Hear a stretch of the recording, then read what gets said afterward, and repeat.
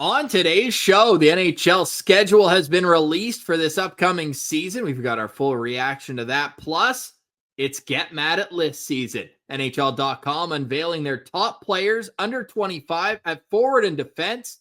And we agree and disagree about a number of their opinions.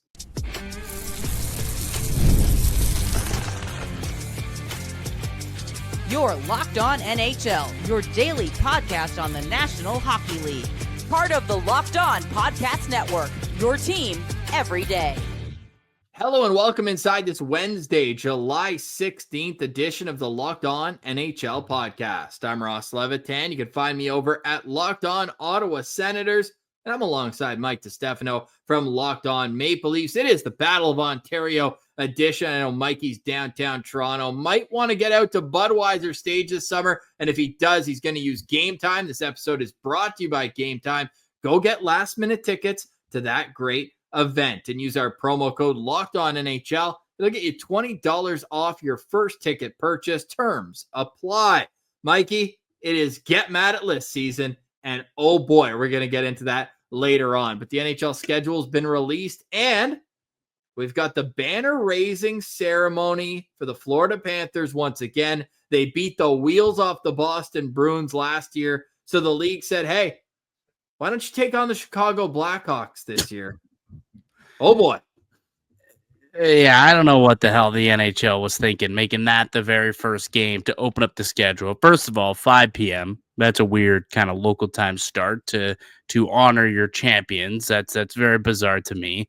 And second of all, the Chicago Blackhawks, like, I don't know about you. Does Connor Bedard still have the same type of like lust and lore that he had a couple of years ago? Like, I don't know if he sells as much as he did 2 years ago, especially coming off that kind of sophomore slump. So for me, this was a very lackluster decision by the NHL. I much would have preferred, if you're going to go cross conference, the Edmonton Oilers, let's bring back them.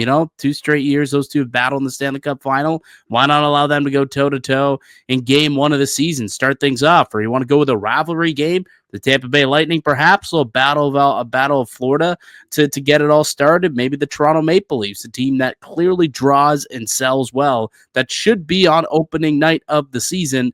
To me, that's a big swing and a miss. I get it, Chicago, original 6 team. It's a decent market. They've got Connor Bedard, but that's all they have. And they're going to get steamrolled, and it's not going to be a very competitive and compelling game to watch. The poor Blackhawks, they actually did this a couple of years ago. I remember after the Colorado Avalanche won the Stanley Cup, they went head-to-head, and it was a beatdown. Colorado outshot Chicago 35-17 and got a 5-2 win. I think you're onto something. The opening game should be a rematch of the Stanley Cup final. And don't you think that would add a little extra something that the team that lost has to stand there and watch the banner go up? Right? Like, that would be amazing. Watch him stew and get the camera on Connor McDavid's face and just watch his blood boil till his head turn red like it's about to pop off.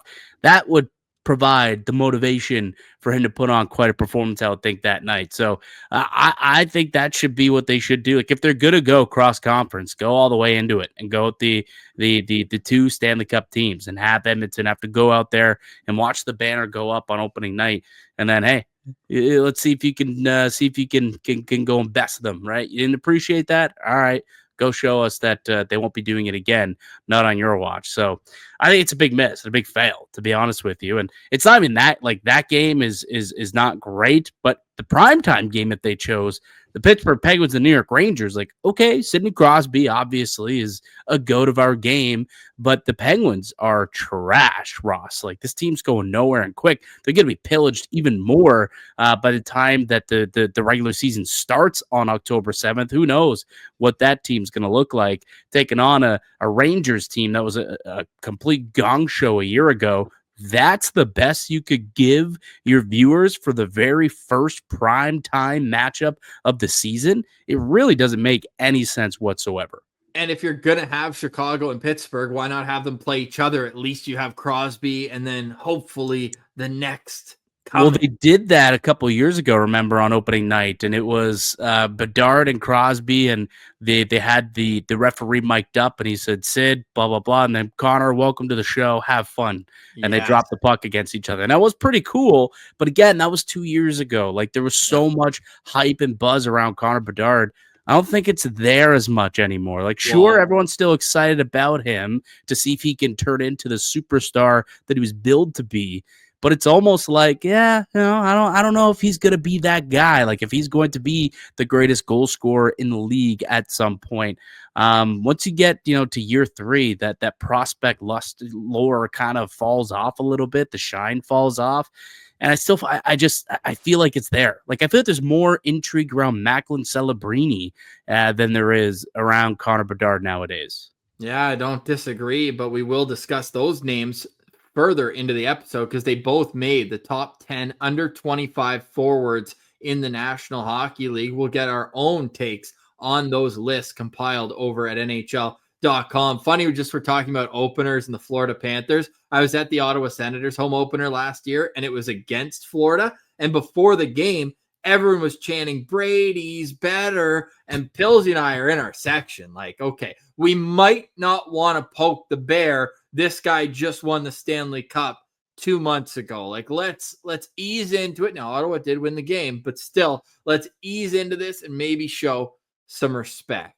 But those days are gone. Now it's the upcoming NHL season. Are we officially tired of the offseason? Because we had the transactional period, the draft period, and now it's it's showtime. There are still a few intriguing free agents out there, but I think overall, you don't think there's still players that could help teams? I mean, Jack Roslovic jumps off the page, the guy who can get you 40 points, 50 points. Can he?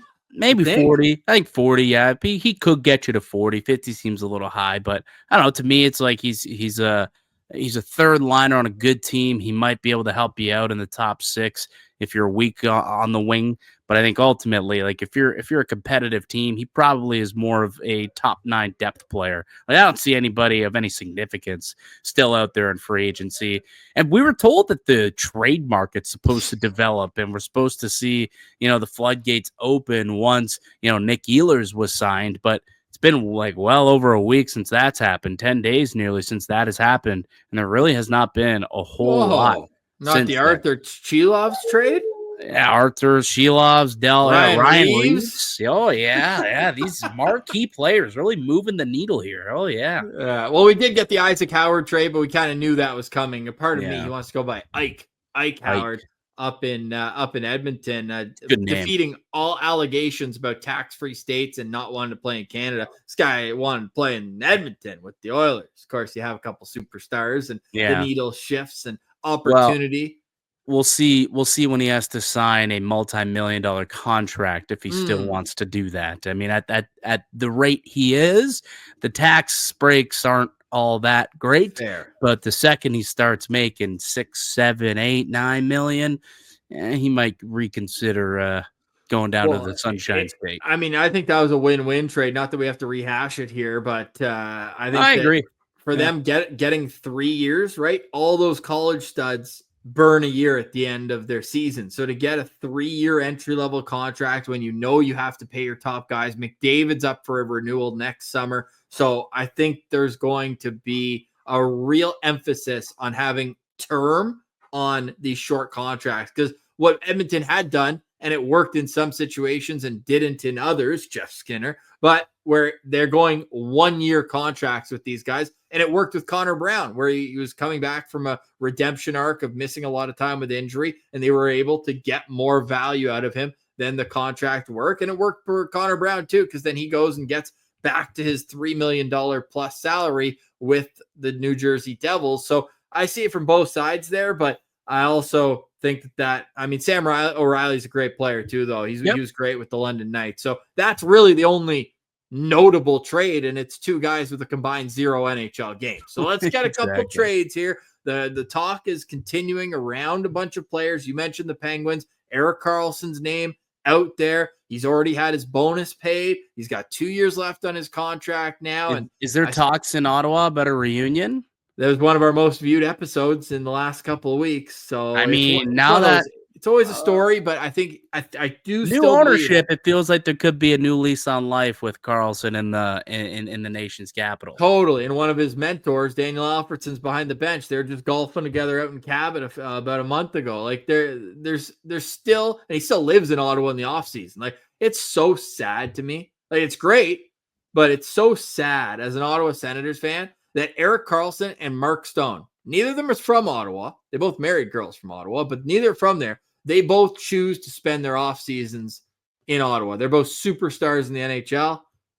Neither wanted to leave, and yet here we are. But the new era is here. And the new era actually includes, allegedly, the best under 25 forward and the best under 25 defenseman in the National Hockey League. We'll discuss that next. You're listening to Locked On NHL, your team every day. We've all been there logging on early and waiting forever for concert tickets to go on sale, only to lose your spot for a show you've been dying to see. Live music should be about making memories, not dealing with the stress of ticket shopping, and that's where Game Time comes in. Game Time makes getting concert tickets faster and easier than ever. Price actually drop the closer you get to showtime. You can save up to 60% off with killer last-minute deals. Tired of endless scrolling, trying to find the best deal? Game Time Zone Deals picks the best seats in your section for you. And if you ever wonder what your view is actually going to look like before you buy your tickets, the app will show you a panoramic seat view, so there are no surprises. And with Game Time, the price you see is the price you pay. No hidden fees. Take the guesswork out of buying concert and show tickets and sporting event tickets with Game Time. Download the Game Time app, create an account, use code LOCKEDONNHL for $20 off your first purchase. Terms apply. Again, create an account, redeem the code LOCKEDONNHL for $20 off. Download the Game Time app today. Last minute tickets, lowest price, guaranteed. Welcome back, Locked On NHL, your team every day. We're part of Locked On Podcast Network, where we have local experts on the biggest stories 5 days a week. All of our local shows are down to 3 days a week, but still pumping out fantastic content. We had Brady Tkachuk on Friday on Locked On Senators. It's interview season for us over there, and whenever there's rumors surrounding your favorite players, why not go check out what the local expert on that team has to say here on the Locked On Network. You can make us your first listen everywhere you get your podcast. Shout out to the everydayers who ride and rock with us every step of the way. So, Mikey, for those watching on YouTube, I will be pulling up the top 10 lists from NHLcom. They do this every summer. It's who are the best under 25 players in the National Hockey League. You want to start with the forwards? Yeah, so I'll just go 1 through 10, then we can kind of discuss them. Is that how we want to go? Yeah. Okay, so coming in at number 1, somehow, some way, I'm not sure. Ross might have paid off whoever wrote this, but Tim Stützle, considered the recurring guest. The best forward under the age of 25 comes in at number 1. Jack Hughes of the New Jersey Devils comes in at number 2. Matt Boldy of the Minnesota Wild coming in at number 3. Wyatt Johnston, number 4. Cole Caulfield rounds out the top 5. Connor Bedard coming in at number 6. That's a little surprising. Macklin Celebrini at 7. Matthew Nyes of my Toronto Maple Leafs coming in at number 8. Seth Jarvis at 9. And Philly's own Matvei Michkov rounds out the top 10. What stood out with this list to you, Ross Levitan? We will get to the top of it in a while, but I think number one thing to stand out to me, I'm a big Connor Bedard believer. I think he'll figure it out. Yeah, he's too low. He's too low on this list for me. But not only is he too low, I think Macklin Celebrini should be one spot ahead of him. That I can also agree. I think they're both way too low. But if you have a draft where they're both available, I will take Macklin Celebrini ahead of Connor Bedard. He's the more complete player. Bedard probably the better goal scorer, but Macklin Celebrini is definitely the more complete player. And that's why you can make that argument. But that being said, I think both of them, and it was interesting. I was curious what exactly the parameters of this list was. And it said that this NHL.com has looked at the crop of players either recently joined the league or on the cusp or is still at a young age to find the true difference makers in the next few seasons. So it's not just for this year. They're projecting over the next few seasons, who do they believe will be the top player under 25? And if you're talking about 2, 3, 4 years from now, I'm sorry, I believe both Connor Bedard and Macklin Celebrini are probably going to be two of the best under 25 players. I believe that both of them, will end up becoming better players than Stützle, than Boldy, than Caulfield, then, Jack Hughes. He might be someone who could compete in that range. But for me, if we're projecting 3, 4 years out, yeah, I think Bedard and Celebrini should be higher than 6 and 7. I think Jack Hughes' issue here is durability. He's missed a lot of hockey with multiple different injuries over the last little while. Tim Stützle has been extremely durable as a player. All 82 games this year, 75 the year before, 78, 79, and then played 53 out of 56 during the COVID-shortened season, his rookie year.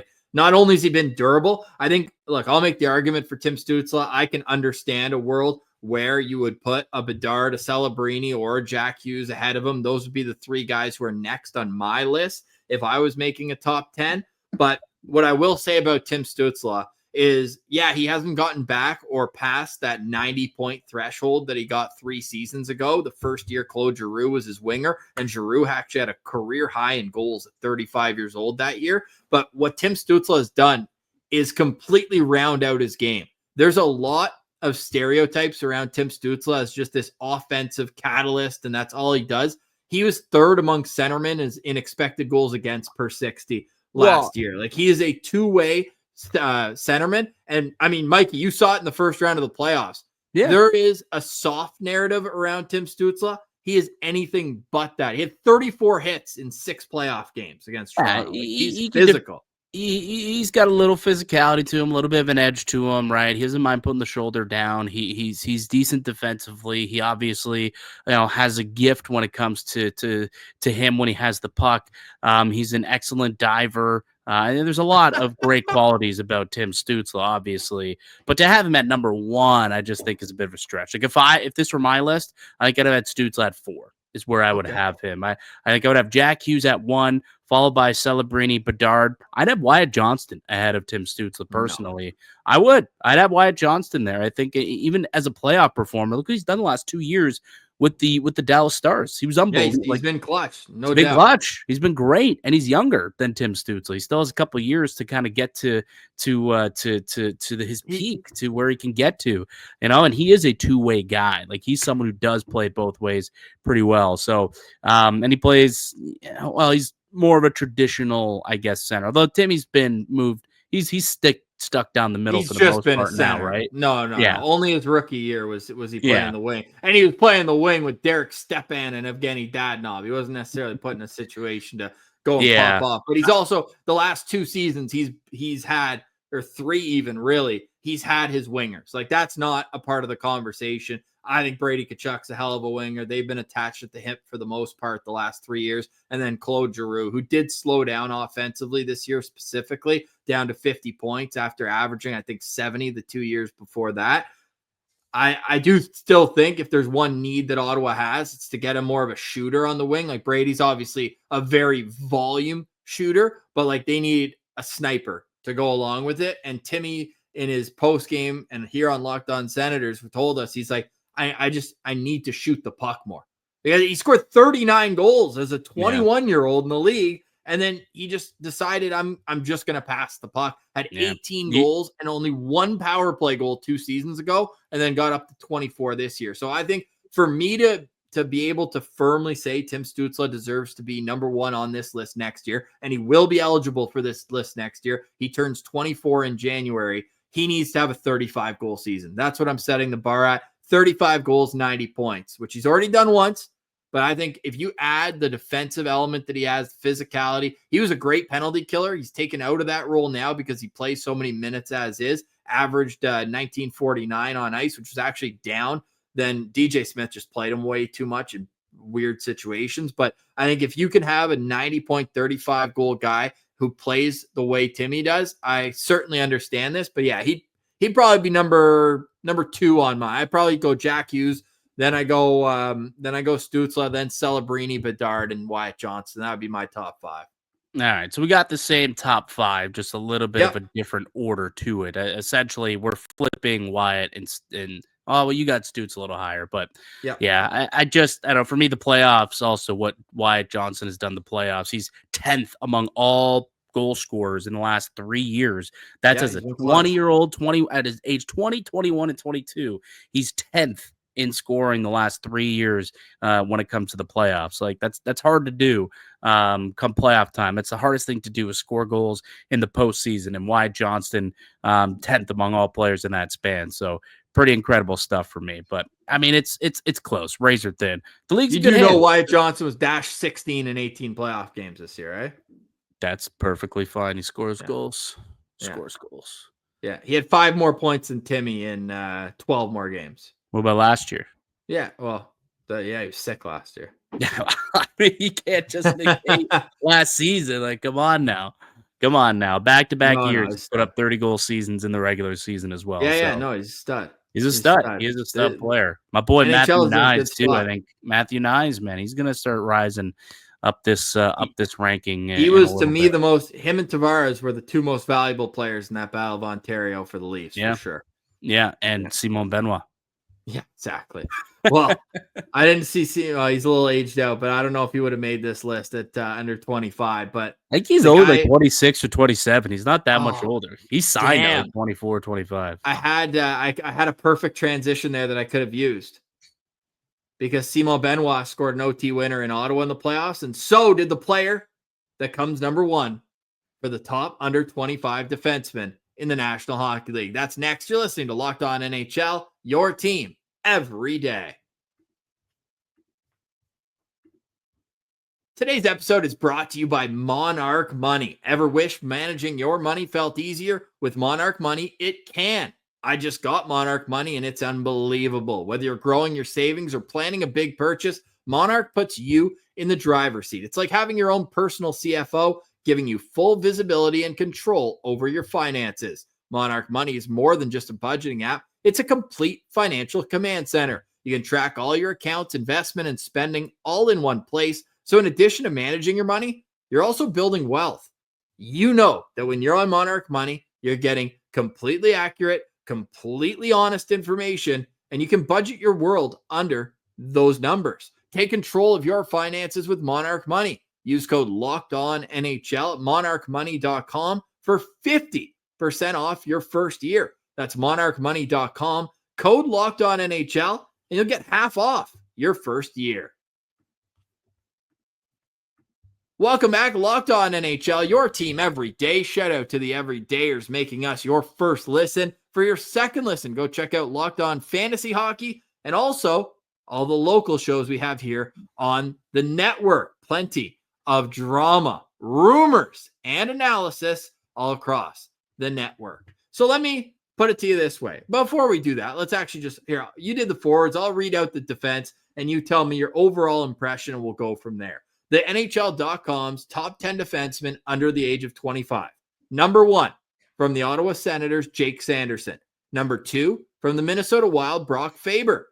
The Detroit Red Wings, Moritz Seider comes in at number 3. Number 4, from the Dallas Stars, it's Thomas Harley. Lane Hudson of the Montreal Canadiens comes in at number 5, followed by Luke Hughes of the New Jersey Devils. Owen Power of the Buffalo Sabres. Detroit Red Wings defenseman Simon Edvinsson comes in at number 8. Number 9 is Alexander Nikishin, who has still not played a regular season NHL game. And Leon Bichsel. Bichsel? He used to go by Bichsel in his draft year. Did he change that? I feel like I heard it differently in the playoffs. Yeah, it might be Bichsel. Bichsel, yeah. I think he's going by Bichsel now. But back in Swiss hockey, he was Bichsel. All right. Anyways, he's a big boy too. Okay? He can play. There's a lot of big boys on this list. Edvinsson, Power, Harley, Seider. Yeah. The Dallas is building the football team on their back end there. I mean, they got some mutants, and like Miro Heiskanen, one of the best defensemen in the league as well. Thomas Harley is a guy I want to say I feel like Harley should be moved up a little bit, but Like those three defensemen are just so good. I feel like there's quite the drop off once you get like the top 5 and bottom 5. To me, there's a big drop off. Like it's very close. Like honestly, you could rearrange that top 5 in probably any order whatsoever. And I would be like, okay, yeah, I could see that. I could reason with it. But then it's a stark drop off after that. And I think that just goes to show like how difficult it truly is to be a great defenseman in the league at such a young age. I think that's what my takeaway is there was like 5 real solid defensemen who are super young under the age of 25. And they were kind of picking at guys like Owen Power has not been a great defenseman since he got into the NHL. Generous. And he's 7th. Like we're talking about Simon Edvinsson has 1 year under his belt as a pro in the NHL. And I know it was a very up and down season for the Detroit Red Wings and Edvinsson. We've never seen Nikishin in a regular season.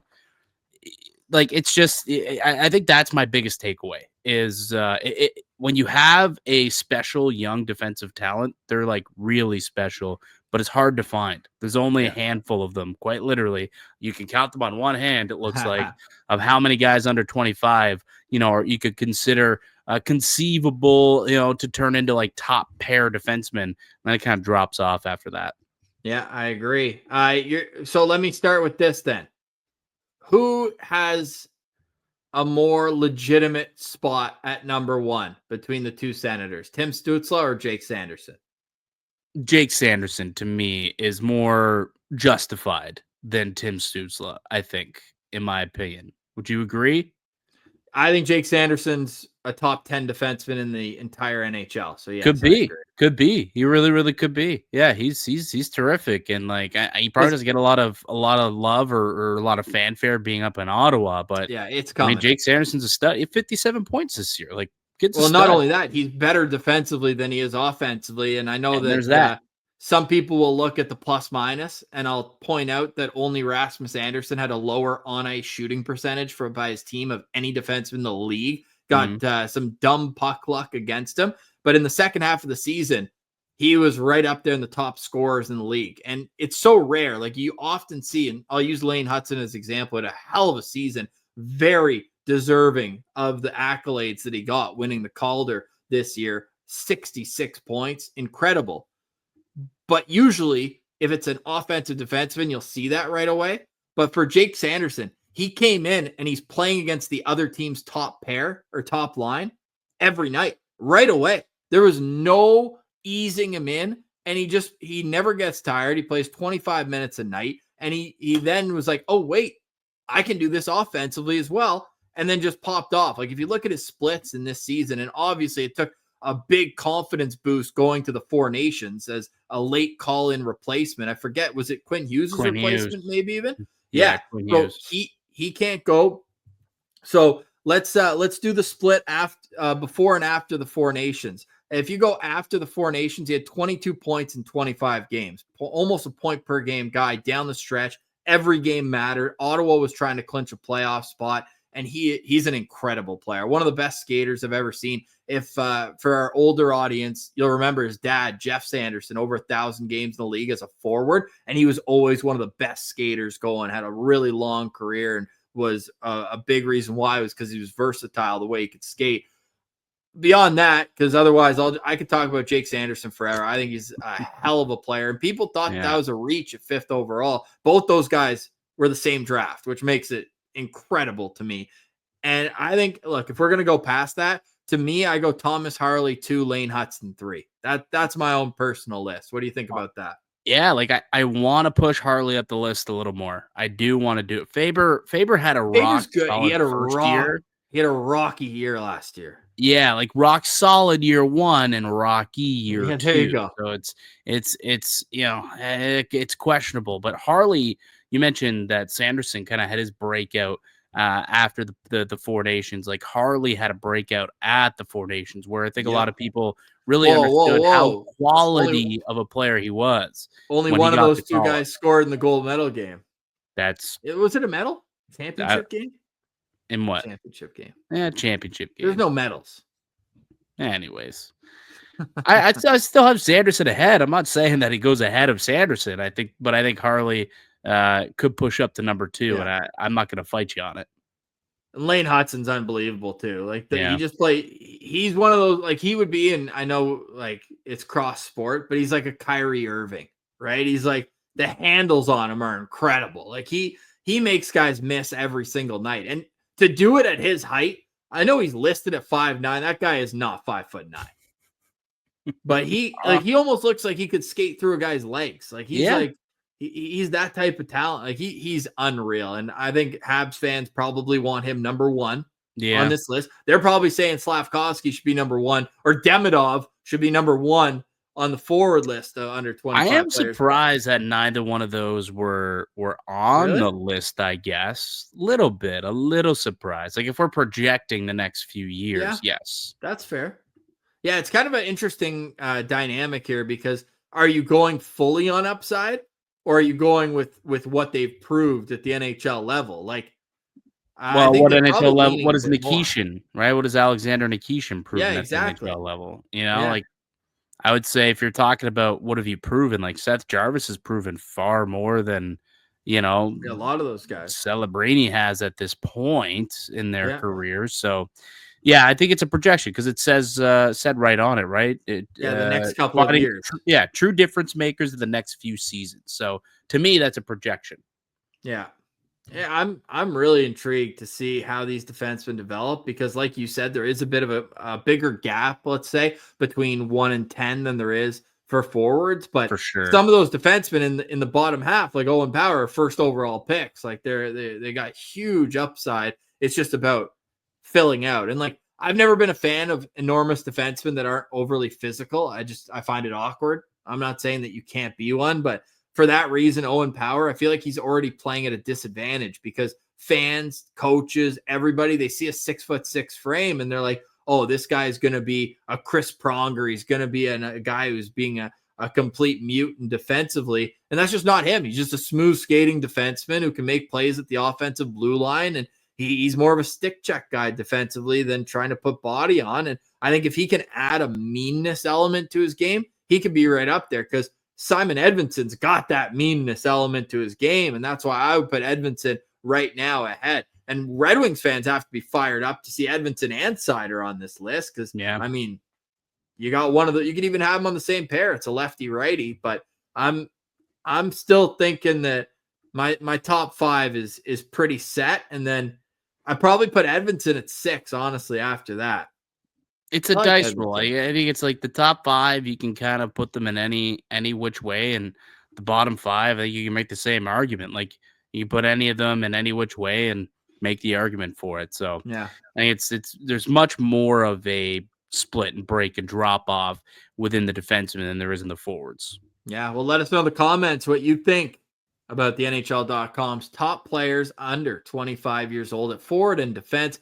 Are there?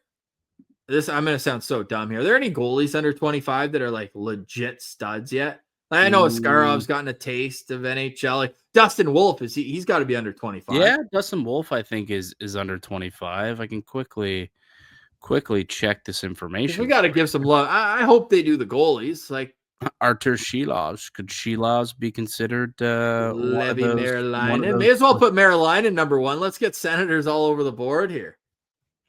Trying to find all from the same draft class too. That's so insane to me.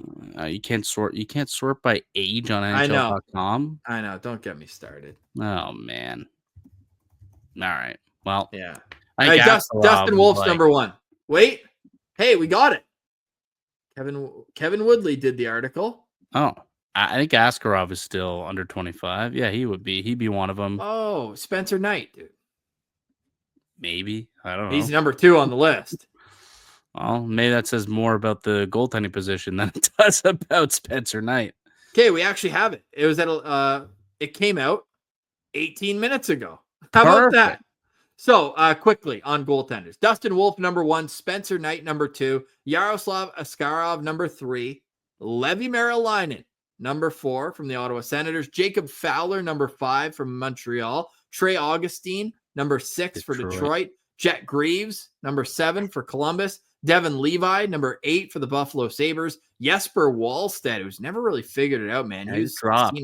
Such a stud. And then number 10 is Yoel Blomqvist from the Pittsburgh Penguins. So there you have it. And I mean, only 2 NHL starters in there. And Spencer Knight's only a starter because he got traded to Chicago. Yeah, a couple of collegiate guys who haven't even made it to pro hockey. Haven't even signed. Yeah. Yeah. And they're like, yeah, they're top 10 for sure. It's like, okay. Top but again, 6. It's Fowler and Augustine. Top 6. But again, well, I guess Fowler has signed, but might tell you more about the lack of, goaltending depth in the NHL than it does about the skill level of the goaltenders. Yeah, well, it probably tells you why goalies never get drafted early. And if they do, it's very rare because you can just pick them up when they're 25 and 27, and that's when they start their prime. Hey, we're trying to start our prime in the offseason. We cannot wait for next year. Also, let us know in the comments what games you're most excited about. I know we just touched on opening night a little bit, but the NHL is less than 3 months away for regular season, and training camps open in 2 months. So let's keep it rolling. Enjoy your summer. We'll be back next Wednesday for another edition of the show. For now, we pass it over